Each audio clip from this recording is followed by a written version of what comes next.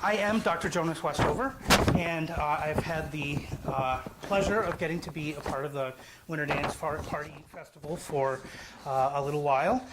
This is the third talk that I've given. I had to take a break last year because I actually was finishing the first project that I have been working on for the past 8 years, and I am very pleased to say that as of last Saturday, that book is completed and is handed off to Oxford University Press. It's on a completely different topic, but this was the topic of my dissertation. I did my PhD at the City University of New York, and I did my work on early Broadway history, so Broadway in the 19-teens and 20s, so before sort of the world that we know very well now. And that book is called The Schuberts and Their Passing Shows, The Untold Tale of Ziegfeld's Rivals. And it was, if you've heard of the Ziegfeld Follies, which many of us have, the reason for that is all explained in this book. Why we remember one show, but we don't remember the other. So it's all about chorus girls, and Fred Astaire made his debut in the Passing Show of 1918. George Gershwin had his first song in the Passing Show of 1916. So that is the other project. And that one is done. And what is exciting about that, other than the fact that I will actually have a book in a couple of months, is that I can now turn fully to my work on the surf. And hopefully, within a year or a year and a half, that book will be complete. So that is the goal. So I have completely covered 1949 until a good portion of 1964 to just about 1965. And when I mean completely covered, I mean every single event that happened between those years. And that includes every wedding party. And let me tell you, sometimes those are hard to figure out and to decide where things fit. But every time the surf was rented out, I pretty much know that and have everything going along with that. So my goal is to have everything from 1933, the day the surf opened, completed until maybe 1990. So that is the goal, and a chapter then on each of the decades, with one chapter that is. So it's exciting because now I'm able to move forward and finish this. I am from. I'm fourth generation Clear Lake. I did not grow up here, but I was born here. My parents are both from Clear Lake, and my grandparents were born here, the Westover family, and my great-grandparents moved here. So it's been it's a long. So my connection to the surf is partially through this intergenerational connection through my family. And the fact that I'm a musicologist as well, and the fact that nobody else had written a book about it, which I think is crazy. So it is time. So we will soon have a fairly complete vision of what the surf was like and what it was a part of. So, without further ado, February 3rd, 1959, dozens of teenagers woke up to the news that 3 musicians and 1 local pilot had lost their lives the night before. We, of course, know that story.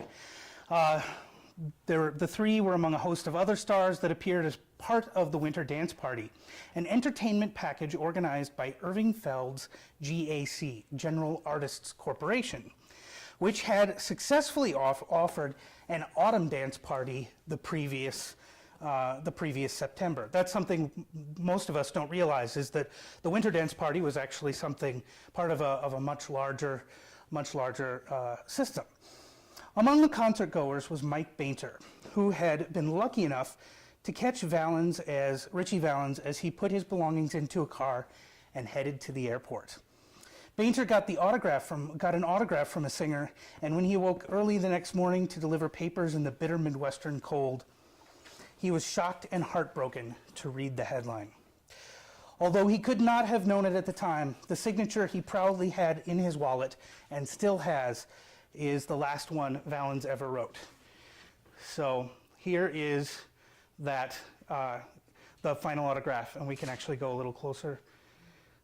One more. So, yeah, this is it. This is the last one, and actually, Mike Baker, who still has a home here, still has this autograph. So, and it has been recognized officially as the final autograph from Ritchie Valens. As Bainter mourned the loss, he was joined by his classmates, many of whom had also been at the show. But what they probably did not stop to think about was that many music lovers across the country were actually sharing in their sorrow. The event would become, of course, branded The Day the Music Died, with the release of Don McLean's song, American Pie, and actually was recognized as the first nationally recognized as the first tragedy of rock and roll. Unfortunately, it would not be the last, and though this is a bit of a tangent, rock and roll as we know it pretty soon would be considered a fad that had disappeared. So, but that's another story.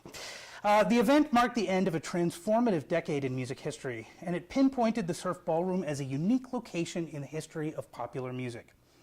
The intersection of the surf and national headlines may have seemed unusual for the small Iowa music venue, but the truth is that since the Surf opened its doors in 1933, it had always represented a junction between the larger musical world and the town it served. The Surf was typical among the thousands of ballrooms that dotted the United States at the time, in that it hosted hundreds of the country's biggest musical attractions, bringing thrilling live performances to otherwise unnoteworthy local communities. And I don't mean that to slam local communities at all, I just mean that all local communities throughout the United States had the opportunity to have national groups in their midst. That's a very different world than we live in today. So, what the Winter Dance Party misfortune gave the Surf was a distinction that in part allowed it to survive into the 21st century after most of the other ballrooms had been demolished or refashioned. Most of them became movie theaters, a lot of them, and then parking lots eventually. The dynamic relationship of the ballroom as a nexus for America's interaction with the ever-changing music and dance styles has yet to be explored in depth. Due in part to its longevity and its special status, the Surf and its history provide a detailed glimpse into this world. For Clear Lakers especially, but also for the hundreds of fans who make a pilgrimage to the ballroom annually, as many of some of you here probably are, and certainly what's going on right now. The Surf is a place of magic and mystery where past and present tell a compelling story. Today, I want to focus on the decade of the 1950s as a means of demonstrating the value of venue-centric history. Here's a postcard of the ballroom from about the middle of the decade. It was about 1955, and you can see it really doesn't look that much different than it still does today. In fact, that car may even be what's out there right now. So, relatively few studies of this type have been attempted in much depth outside of the realm of classical music, with locations such as the Metropolitan Opera or Carnegie Hall receiving this kind of treatment. Studies have been done that tended to focus on famous performers only, ignoring the rich history of other musicians who found their way on stage. The center of this project is an extensive chronology for the Surf, as I mentioned. And there are so many people who had been here. The list includes Johnny Cash, the Diamonds, and Louis Armstrong, but it also includes Leo Grieco, Jules Herman, and Whoopi John. The fetishization of famous names in musicology ignores the extraordinarily complicated web of performance history, influence, and context that a more complete historical analysis recovers. Beyond purely musical events, it also includes wedding receptions, the high-profile Iowa Governor's Days, which happened here for many, many years, and the introduction of new car models. The resulting chronology then becomes a backdrop for interviews and audience members, community leaders, and musicians, all of whom bring the advertisements and articles in the newspaper to life through documented, supported storytelling. And what has been fun, been part of this, is I've actually been able to match a lot of people's stories to actual events that I found the advertisements for. We're going to actually see some of that today. So the people I spoke to about their love of the surf over the years, which includes several people here, were excited to examine the chronology, which in part brought back memories of their own interactions with the venue. Personal photographs, postcards, and memorabilia can all be tied into this to make it absolutely exciting. The result of this study offers an example of how one can use a single venue to examine the culture surrounding a location while simultaneously examining the larger musical framework with which it intersects. So, on January of 1950, Cliff Keys and his magical marimba and orchestra performed. Here is good old Cliff. And it was his performance on January 1st that opened the decade, he and his magical marimba. The surf had already been a fixture in Clear Lake for years. This is just a very short look at some of the early stuff. Originally opened by Carl Fox in 1933, the building had been located directly on the lakefront. The club's name came partially from this location, but the interior was decorated to suggest a different surf, a tropical and exotic one that suggested the South Pacific. In 1947, the original building was destroyed in a fire, and the following year, a new structure was erected across the street in a less flood-prone location. Actually, the original location flooded all the time, and I have some fantastic pictures of people in canoes and boats right in the front of at the front of the surf. So, the community acted quickly to rebuild because the ballroom was an important feature of town, which during the summer was a tourist destination, as we know, and still is that way for many in the area. Starting in the late 1940s, the surf adopted a model for dances that it maintained into the 1960s. The ballroom was open every weekend, with Fridays, Saturdays, and Sundays scheduled without fail. The other days of the week were made available for national bands and performers or for special local events. The surf schedule remained fixed throughout the entire decade with its musical offerings, which were tailored to different audiences. Friday nights were advertised as old-time nights, which meant they featured country and western music, usually. There are too many tangents one could go off of, but that was very popular. The dances held were often square dances of some type, although free-form dancing was also common. A modern dance was held on Saturday nights, that's what they called it, a modern dance, and for this, some variation of a 10 to 15 person big band was enlisted. Sunday night was usually a repetition of the Saturday bill, and therefore also swing music, but the band was often a different group. These 3 nights were fixed for nearly 20 years. It happened almost every single weekend for 20 years, that's how it looked. And it was very successful. The format held until the mid-1960s. Henry Hyman Dinner, the manager since the hall opened its doors, was aware of other ballrooms in the area, including the Avalon Ballroom in the smaller town of Manly, Iowa, and the Palladium Ballroom in Mason City. Here's a picture of Mr. Hyman Dinner. It should be the next one.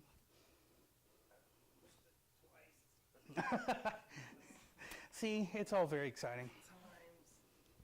Maybe it's thinking. You never know. There he goes.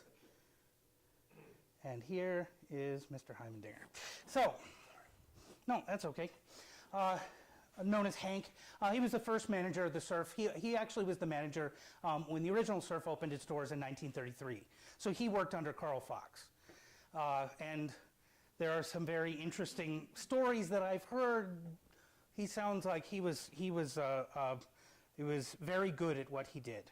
So, but it sounds like he and Mr. Fox did what they needed to do to make things work. So it sounds like running a ballroom was an exciting business. So Mason City also saw dances at smaller venues. So I mentioned in Manly and Mason City, like the Riverside Dance Barn and the Amvets Club, which actually featured keyboardists for a long time. But what Hyman Dinner and his fellow ballroom managers knew was that there could be ways to provide bands with frequent stops while at the same time avoiding competition. Thus, the Palladium in Mason City, which was the surf's most important competitor, held their dances in reverse order, with Fridays being the modern dance night and Saturdays as the old-time event.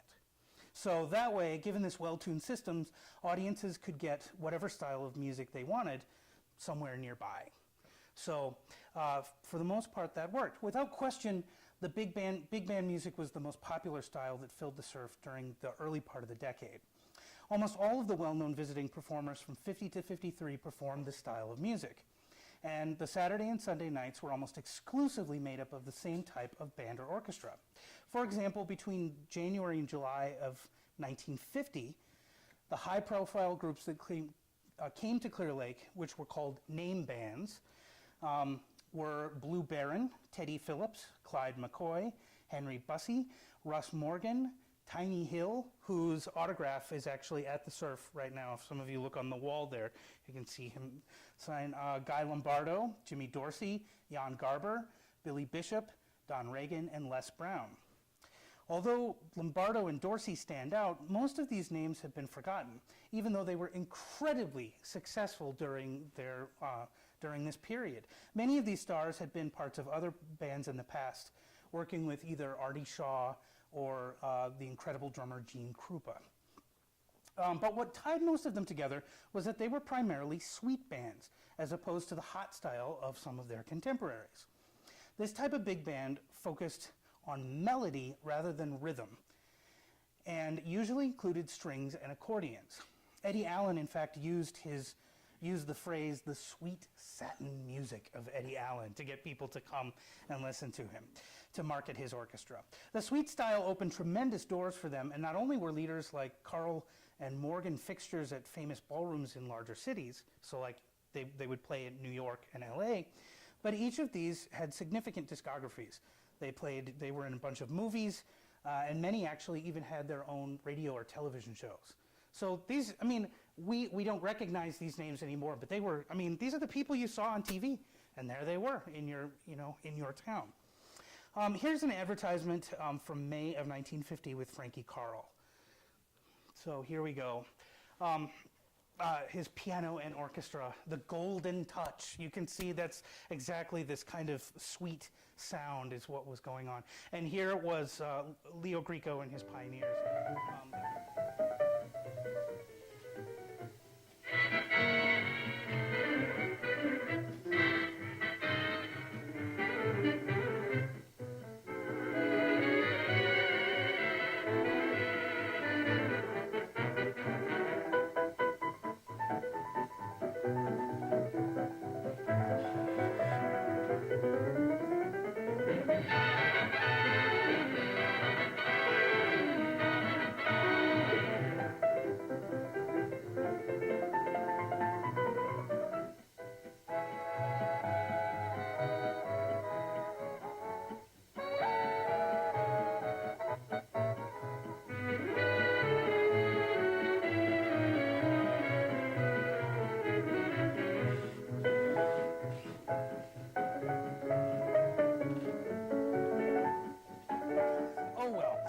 Louis Ehrenberg, who is a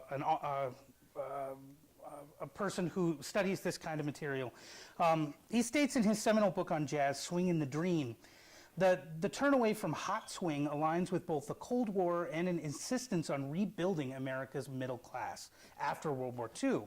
Ehrenberg explains that the drug use, sexual freedom, and the unmarried life of itinerant jazz musicians, those dangerous traveling jazz musicians, associated with an un-American lifestyle. Thus, the sweet sound, on the other hand, represented safety. Was family friendly and was played by primarily white performers, which included all of those listed that I just listed before. The cost of seeing these band leaders at the surf in this period was 90 cents plus tax for the lesser known groups, while Dorsey could ask for $1.47 plus tax. And the dances were usually attended by a wide range of ages, with many teenagers dancing alongside their parents and grandparents. This is an extremely important thing to understand, that families attended these dances. That is the primary thing that would change during the 1950s. That is where the crack happened. You want to talk about generational gap? That is exactly what it is. It's about who was going to the dance and what they expected to do, what the kind of dance they expected to do. So extremely important. The event, which lasted from 9 p.m. to 1 a.m., could be an inexpensive night for parents and their older children. And the families in the audience demonstrate that Aaron Berg's reading of the music and its values is accurate. One could easily go from this to Lawrence Welk. That's the perfect example of a sweet sound, the sweet band. So, in many cases, the sweet bands that performed at the Surf would try and bolster their ranks during visits, especially if the ballroom was particularly large, like the Surf was.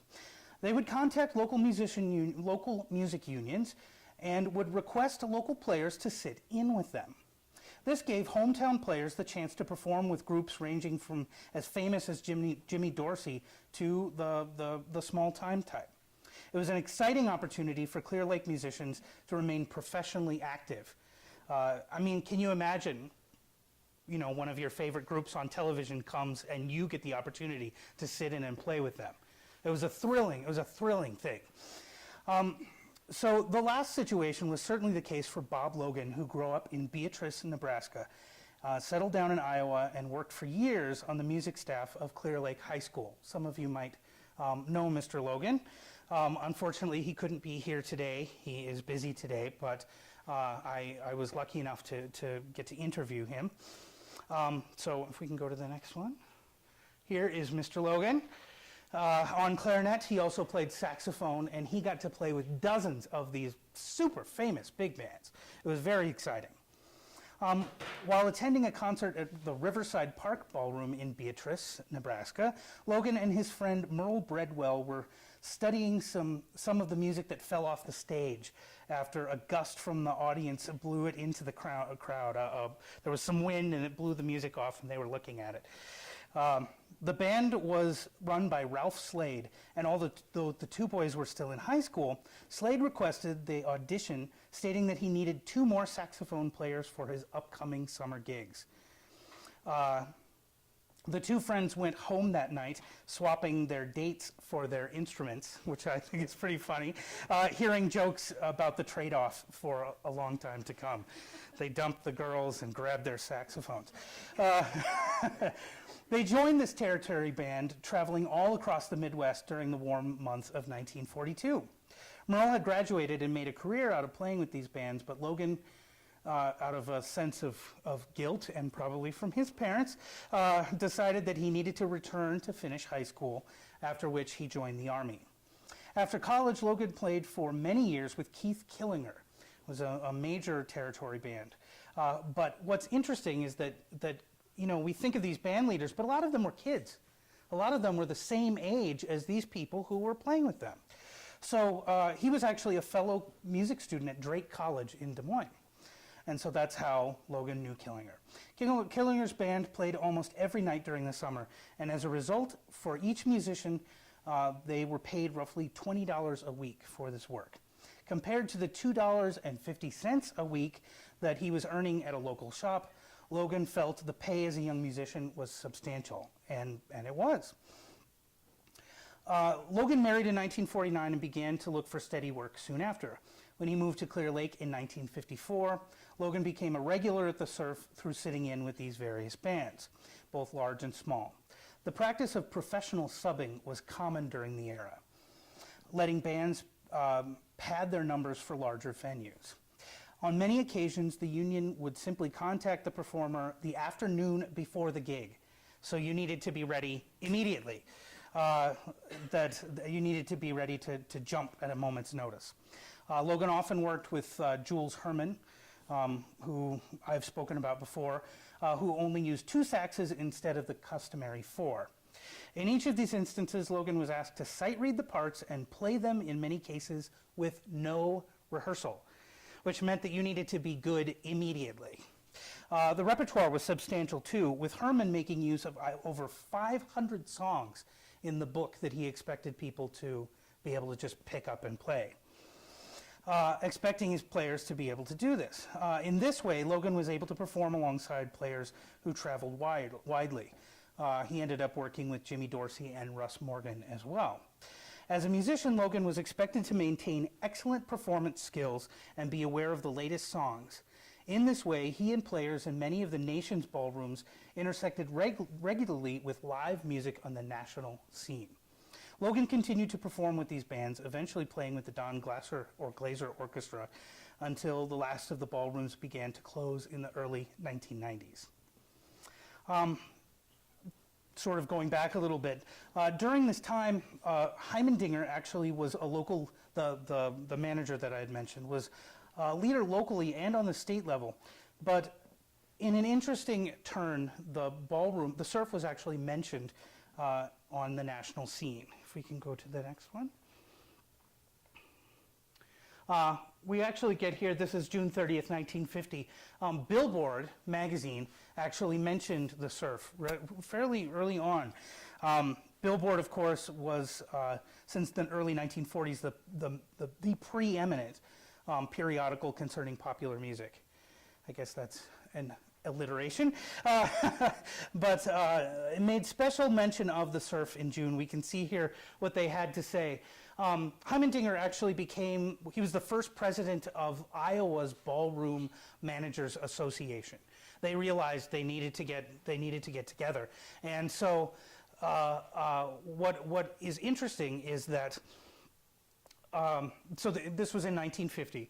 Now, we have here that he said that a number of operators, having heard of the beauty and the popularity of the surf, made a study of its lighting, air conditioning, and decorations with a view of remodeling their own ballrooms. So I'm kind of coming back to this point, kind of coming back to the early part of the 50s to say that, you know, all these sweet bands, they were, you know, the kind of connections they had to these managers. It was also about how it looked, how it felt. And actually, audience then becomes the next big topic. So changing audience is very, very important. And you can see here that even in the very beginning of the decade, this is something they were concerned about. It was common for older teenagers to attend the same dances as their parents, as I mentioned. That meant that the style of dancing and the musical preferences of families were relatively homogeneous. They were together. There might be pop stars such as, I'll be curious who recognizes these names, Gogi Grant or K-Star. I'm curious how many of you recognize, that's pretty impressive. So I have to tell you, as a person growing up, I had never ever heard of K-Star until I became a musicologist. So gone are these people on our national scene. When you think of the 1950s, you don't. They have been replaced by the rock performers of the mid 50s and later. But of course, they were huge during their time. But the generational divide was small compared to the tremendous gap that would form by the later part of the decade. The musical homogeneity was reflected in the dances at the Surf and represented the first movement that the ballroom began to recognize the need to offer separate dances for specialized groups. As demographic targeting became more common throughout the era, the Surf struggled and succeeded in finding ways to satisfy its slowly diverging generations. Now, you might think teenagers are first, but they were not. Hyman Dinner made a surprise announcement in February of 1950 that a new type of dance would be available on Sunday nights. So if we can go to the next one. Thank you. Dance and stay young. Using the oft-repeated adage, life begins at 30, the Surf made these nights exclusive to the 30 and older crowd. So these were single adults. Well, I should say they were adults, not always single. This explains in great detail, great depth, actually, as you look through it. We could spend more time with this, but that the Surf felt these events could, quote, maintain a general atmosphere of fellowship among persons of kindred musical and dancing tastes, end quote. The two reasons given for this special night are actually tempo and style. And that's really important because that means over 30, they were expecting that the dances needed to be slowed down a bit. So that was something that we get here. The music was still modern and the big bands would be playing, but what made this night so unusual? This dance, I believed, pointed to the sweetening of big band as a national preference. First, although the bands who played were the same ones that performed on other nights, Stan Stanley and Dick Finch's orchestras were the most engaged for these. The tempos for the younger crowd must have meant some of the older patrons felt unable to participate. It may be that the elements of style suggested above were probably in orchestration or song choice, or both, with older music being used for the older audience. If the music was slower and sweeter, the way Welk's music would sound in later years, it was probably more attractive to an audience that was less interested in showing off for other young people and more interested in a relaxing night out with their peers. Additionally, dances which normally ran from 9 p.m. to 1 would begin and end an hour early, making them a better fit for those who had to go to work the next day. The size of the crowd varied widely depending on who was at the surf and what was happening. For example, at the wedding reception of Phyllis Bitker and Irvin Rosenthal on Monday, August 21st, 1950, the newspaper reported that, quote, numbers between 400 and 500 were in attendance. For the dances that were held on days with bad weather or with lesser-known groups, the number usually climbed to 600 or 700. However, for local popular bands or nationally known performers, the surf was completely filled, with roughly 2,000 audience members filling the booths and the dance floor. Many residents of local towns told me during conversations that while Clear Lake was not a large city, it did act as a focal point for thousands of regional concert goers. Many people came from a lot of the smaller towns to attend the surf. That was what they were here, that's what they did. With strong ties to both Chicago and the Twin Cities, the surf often secured acts that even neighboring Mason City did not feature. This meant that the ballroom advertised widely throughout the area and on the radio, maintaining its position as the leading dance hall in the area. There's a big section that I have in here about radio and television. For many years, the surf had radio perform. It was on the radio all the time. Frequently you could actually tune in and hear what was going on at the surf. It was a live, broadcast. That's what I'm looking for. So a live broadcast from the surf. So it was very exciting. And then later on, television would also be included. You could actually tune in and see what was going on at the surf at the time. The 30 and over dances were short-lived. With the beginning of the more active summer season, when the ballroom was in use 5 or 6 days of the week, the new Sunday night shows were all ages, which eventually did not change again for some time. The next major act of demographic targeting, however, was exactly right, and it would continue into the next decade. And I've actually spoken a little bit about this, but if we can move forward, so I'm not going to spend too much time on this. And the next one, a new manager, a new person became manager in late 1950. And if we can go to the next one, here we go. This is Carol Anderson, who some of you may have even known. Here is the announcement of him becoming the new manager of the surf, and that he had lived here and actually was from Ventura. I don't know if how many of you know that, but and that he actually also worked on the Alaskan Highway. I don't know if many of you know that. I was surprised to find that out. But and we can go to the next one. But his brainchild was that it was going to be teenagers who were the next group.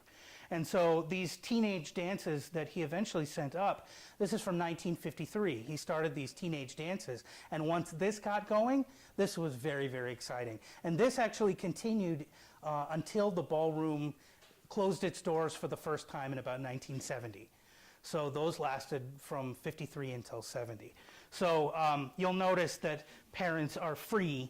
So in order to be able to get them to come to make sure that these rowdy teenagers could be trusted.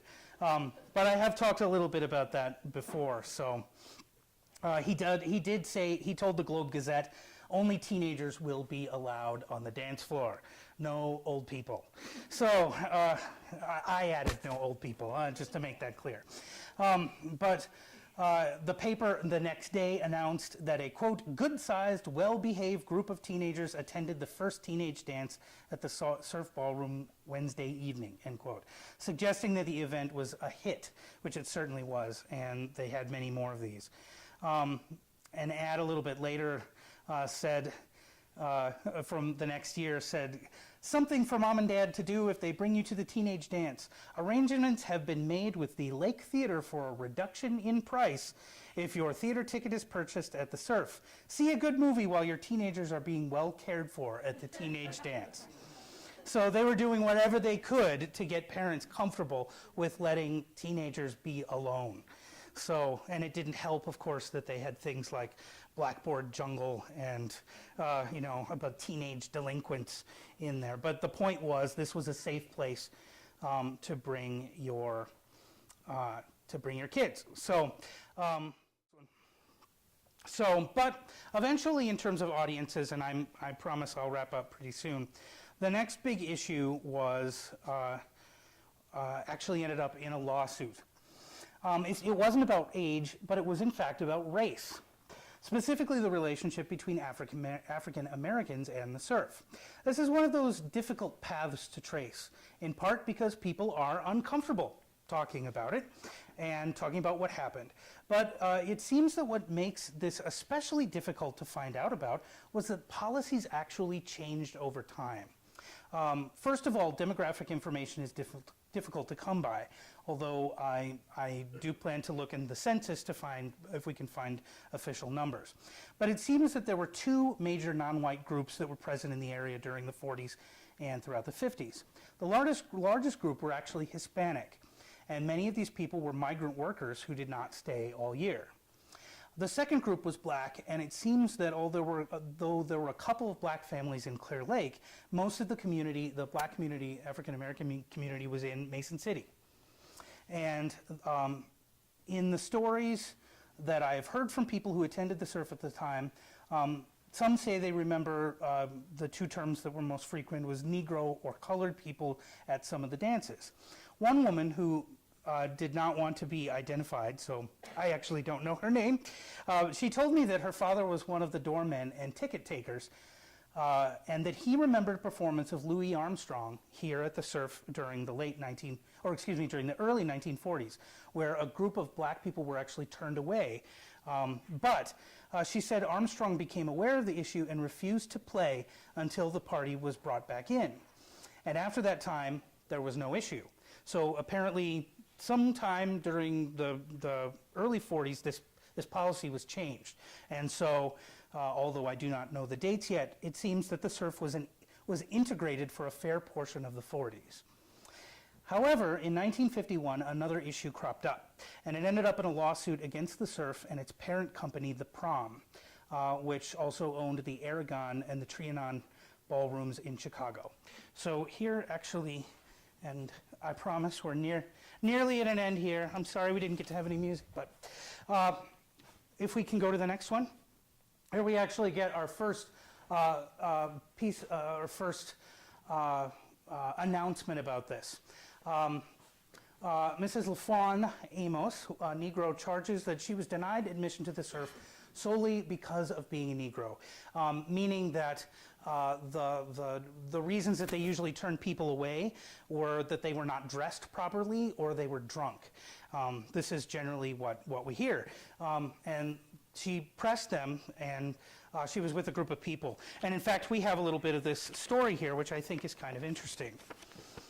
On June 17th, 1951, Lionel Hampton's dance band played at the Surf.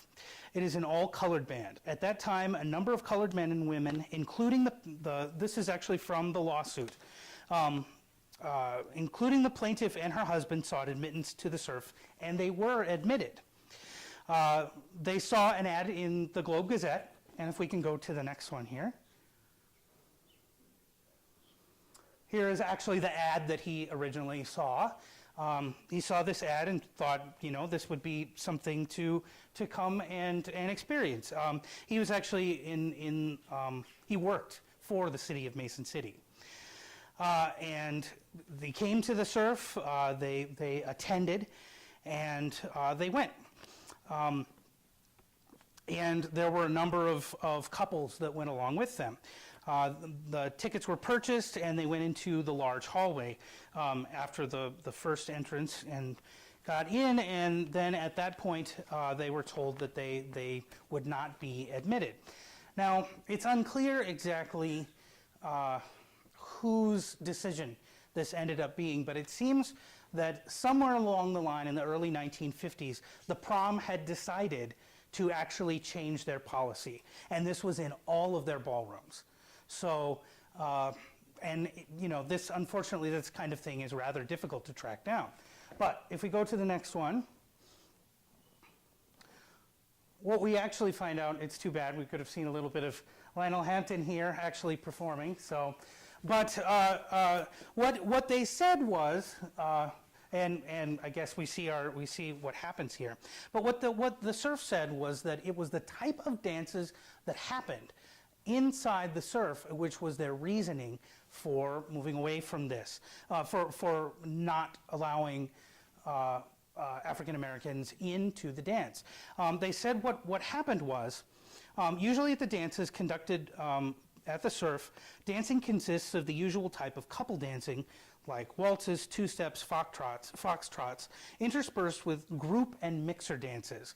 And I've talked to many people, and mainly what this meant was that women would form a circle on the inside, and then the men would form a circle on the outside, and the men would move as the music played, and then they would stop. And that person would then be your partner for a while. And so they said, this made some of our patrons uncomfortable because they would be asked to dance with somebody who is African American. So this was their explanation, and of course that didn't stand in a court of law. That actually did show that they did lose. And after this point, so after 1951, it was policy that African Americans had to be, I should say by the time the lawsuit was done in 1953, it was policy that African Americans would be included. But this idea of looking at different audiences and how that worked, that's an extremely important part of understanding how the music happened and who they actually brought to the surf. One of the things that happens after rock and roll starts is that, for the most part, it was just white groups that actually toured. African Americans, for the most part, toured the East Coast and the South. But most of the black groups did not actually make it to the surf. So it is interesting, though, that many of the Southern white performers did. For example, we know that Jerry Lee Lewis played here, Johnny Cash played here many times. So looking at those circuits and how they work is another step in sort of understanding how this works. So this is just a taste of where I'm going with this information. There's still more to be said about this. One of the things I'm sort of connecting this to is an idea in sociology that was very, very important from the late 1940s called social distance. But, it's time to let you go. So, if we can go one more. And that's interesting, the last thing didn't end up on there. All right. Well, there's supposed to be a nice little image of the surf here. So, I am continuing this project, and I am going to be hopefully showing up here a few more times in the coming months, and I am hopeful that I can put enough interviews and things together from all of the decades. I really want to hear from people who attended during the 70s. I haven't talked to anybody who attended the surf during the 70s at all, and I'd like to hear that. 60s and then all the way back through. I do make an effort to incorporate all of these. Also, just to let you know, And if we can, I guess, just go to the last one here. And just to let you know, at this point, I have not found funding yet, but I am continuing to look for grants through the state, and I think I have a line on a couple of those. But at this point, I still am funding this myself. So I know you've been asked 1,000 times for everything, but there's a little a basket over here, and if you have any contributions that you'd be willing to give to keep this going, I would be incredibly thankful. But hopefully, within the next 2 years, a final product will happen, and there will be a book on the complete history of the surf that you will be able to purchase on Amazon and at the surf itself. So thank you very much for coming today. So, that's good.